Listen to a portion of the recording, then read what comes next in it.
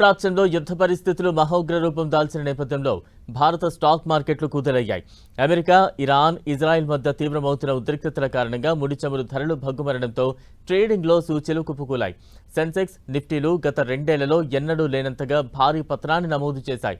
ఈ ఒక్క సెషన్లోనే ఇన్వెస్టర్ల సంపద సుమారు 8 లక్షల కోట్లు ఆవిరైపోవడం మార్కెట్లలో నెలకొన్న భయాందోళనలకు అద్దం పడుతోంది. ట్రేడింగ్ ముగిసే సమయానికి బీఎస్ఈ సెన్సెక్స్ 2496.89 పాయింట్లు నష్టపోయి 74,207.24 వద్ద స్థిరపడింది.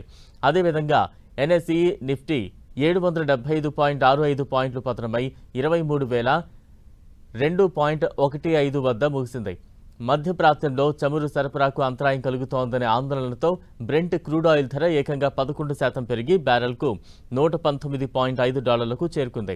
సౌదీ అరేబియాలోని కీలకమైన ఆయిల్ రిఫైనరీలపై డ్రోన్ దాడులు జరగడం, అరామ్కో ప్లాంట్లపై మంటలు చెలరేగడం లాంటి పరిణామాలు అమ్మకాలకు ఆజ్యం పోశాయి. ఈ పరిణామాలతో మార్కెట్లలో అస్థిరతను సూచించే ఇండియా VIX సూచీ 22% పైగా ఎగపాకింది. ఇది సమీప భవిష్యత్తులో కూడా ఇన్వెస్టర్లలో ఆందోళన కొనసాగవచ్చని సూచిస్తోంది. ప్రధాన సూచీలతో పాటు mid cap, small cap stocks కూడా సుమారు 3% చొప్పున నష్టపోయాయి.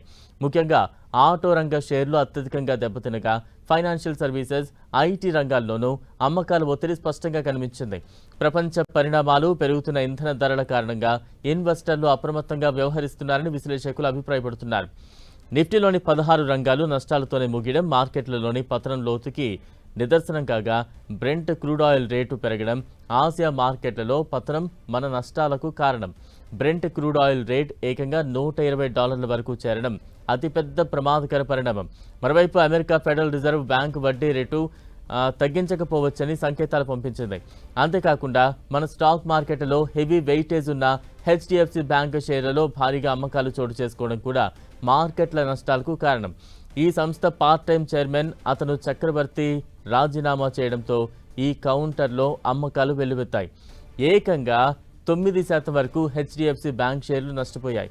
ఇక అన్నింటికంటే పెద్ద భయం యుద్ధం. ఈ యుద్ధం కొనసాగిన నాళ్ళు ధరల పెరుగుదల అనే భూతం వెంటాడుతూనే ఉంటుంది.